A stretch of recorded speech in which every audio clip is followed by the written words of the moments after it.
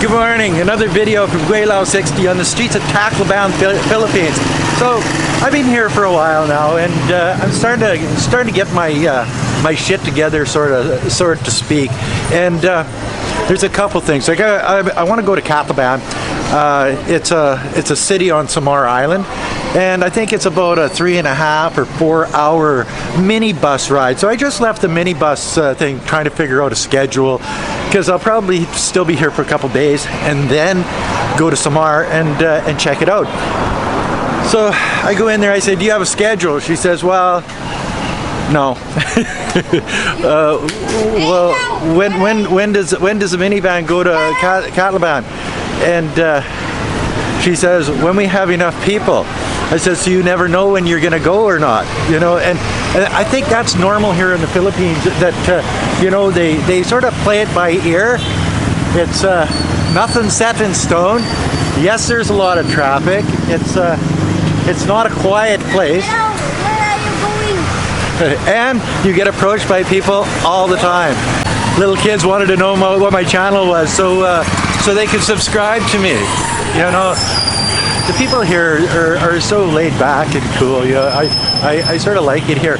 But anyway, back to the minivan. So I says, "Well, if there's no schedule and you never know when you're going, what's the best time to show up here so that I got a chance to get on a bus or a minivan or whatever to make it that 4 hours to Tacloban Samar?"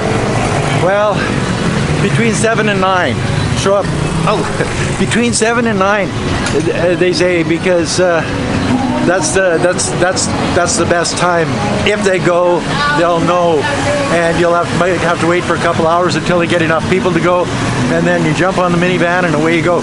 328 pesos, Filipino pesos, and a 4 hour minivan ride. So what's that? Like 30 bucks, 35 bucks. My God, everything is so inexpensive here. Like seriously, 35? No, 2, 4, 6, 7 bucks. I'm still thinking in RMB and stuff like that. 7 bucks, $7 American to do the 4 hour trip or 3.5 hour trip. So anyway, that's one of the things. That's one of the things that I've learned over the last little bit. Another thing, I was sitting at a 7-Eleven store here yesterday, and there were some children outside, and they were sniffing something. So I Googled it. Of course I did. And they're called Rugby Boys, and it's based. The name is based on a glue, a Bostik adhesive that they sniff. Hunger is a real thing here in the Philippines, especially with some of the younger crowd that just don't have the means.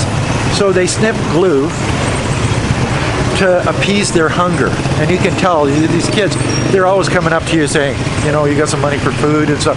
So as I said in a previous video, yeah, I've always got some coin in my pocket, and that's just the way it is. Everybody here works really hard for their money. And oh, listen, quiet. Must have been a red light. Oh, that's another thing. No lights. At least I haven't seen any lights in this area, Tacloban. Anyway, but it's sort of a free-for-all. It's you cross the street when you can. Crosswalk doesn't mean that you have the right of way as a pedestrian.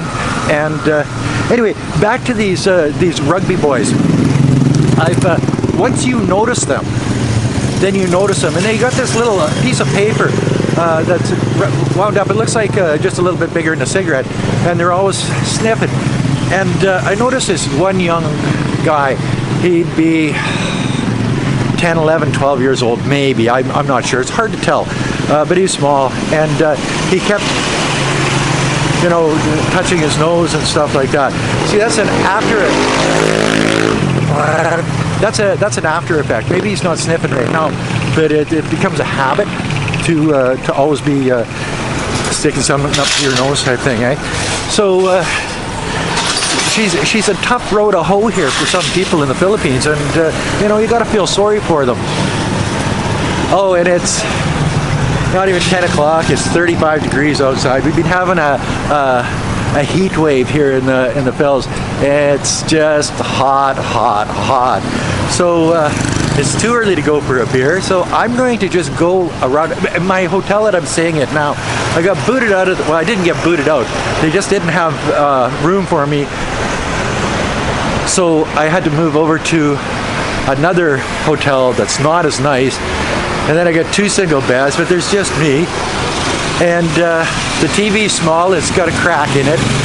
The shower was cold this morning. You get into it and you get used to it, eh? So but it's hot outside. So what you do is just turn the AC off and you start sweating, you go in for a cold shower. It sort of feels nice in a way. But hello. And everybody's got a hello for you. But yeah, so I gotta stay in that one more night, and then I've got one with a queen bed for the next night, and then I'm out of Tacloban. I'm off to Samar. So I just came back from a 7-Eleven. I was hanging out with a guy, Tommy from North Carolina, and there's a little rugby boy that he seems well fed. He's intelligent, but school day, not school day. And he's just got a pair of cut-off jeans, no shirt, nothing like that. And I give him money every time I go to the 7-Eleven. I grab some beers there and whatever. But you know, you talk to him, you say, "Do you go to school?" "Oh yeah, I go to school." "Well, how come you're not in school?" "Oh, and do you have a home?" "Yeah, I got a home." So there's an embarrassment there that he's a homeless kid. I would imagine he's 11 years old, 10, 11 years old. But he's living on the streets of the Philippines and he's begging for money. He had a couple packs of crackers and he was happy that he had that because then he had some food in his stomach, which is sort of nice, I guess. As I say, I always give him a little bit of money every time I see him. And you know it because as soon as he sees me walking up there, he knows that he's going to get a couple of bucks, and he gets this big white smile on his face, and he's happy about that. But it's sad. Like I used to run the children's charity there in China, and it's all about the kids and how they. Some of them back in the day in China didn't have the opportunities in the rural areas that the urban kids did. And coming to a place like this, like, look at over my shoulder. I don't know if you can see that in the trees over there. There's a couple of kids, homeless kids living under a tree. Like, my God, you know what I mean? Like, it's not a good situation.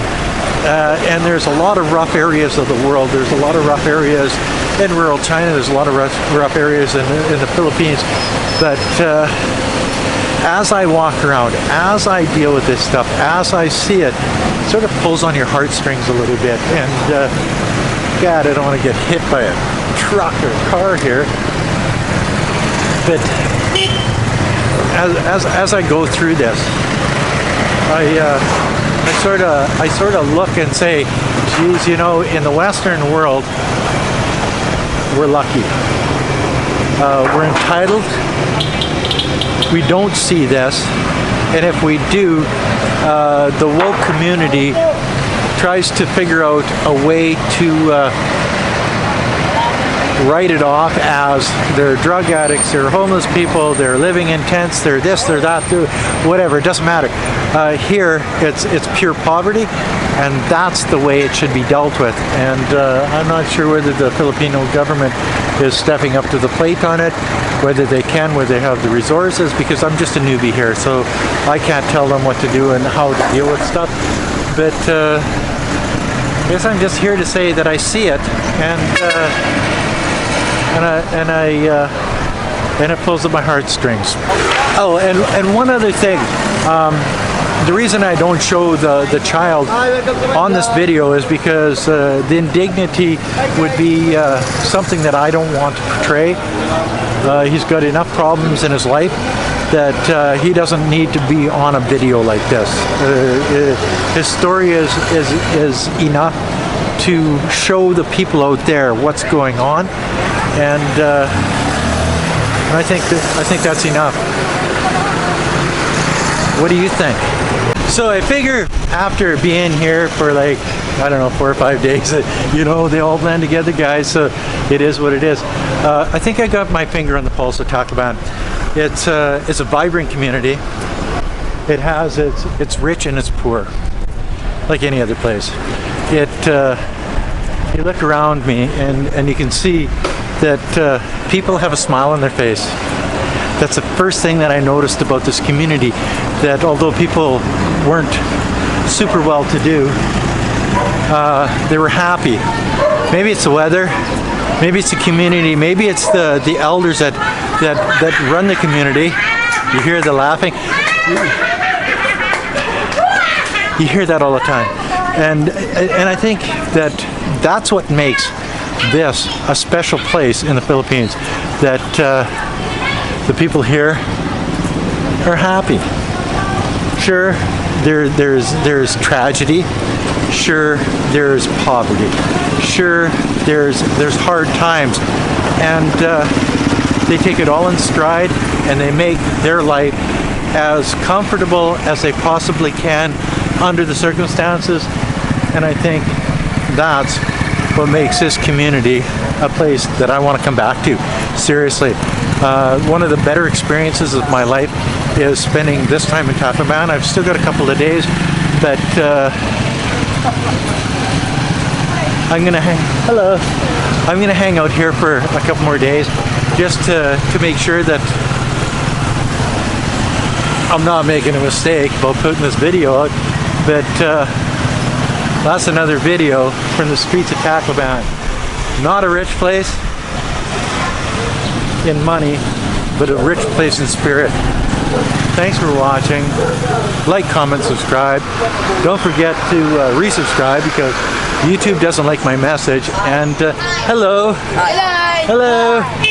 See what I mean? Everybody's happy. Oh, until next time, thanks for watching. Peace out.